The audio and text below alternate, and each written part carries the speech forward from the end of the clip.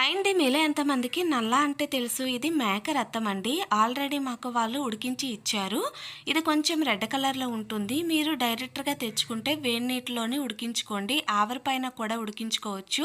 లోపల కొంచెం పచ్చిగా ఉందని చెప్పి వేడి నీళ్ళలో వేసి ఒక 5 నిమిషాలు పక్కన పెట్టుకొని ఇలా చిన్న ముక్కలుగా అయితే కట్ చేసుకున్నానండి. తర్వాత ఆయిల్‌లోని పచ్చిమిర్చి, ఇలా ఆనియన్స్, కరివేపాకును వేసి వేగించుకోండి. ఇవి కాస్త వేగాక ఒక టమాటా ముక్కను కూడా వేసి కాసేపు మగ్గించుకొని కొంచెం అల్లం వెల్లుల్లి పేస్ట్ కూడా వేసి పచ్చివాసన పోయేంత వరకు ఉడికించుకోండి. తర్వాత కట్ చేసుకున్న నల్ల ముక్కలు, తగినంత ఉప్పు, కారము, పసుపు వేసుకొని మంచిగా కలిపేసుకోండి.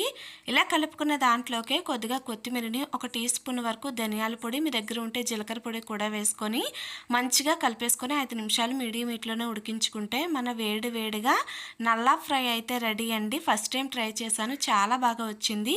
ఒకసారి ట్రై చేయండి. నచ్చితే లైక్ చేసి ఛానల్ని ఫాలో చేయడం మర్చిపోకండి.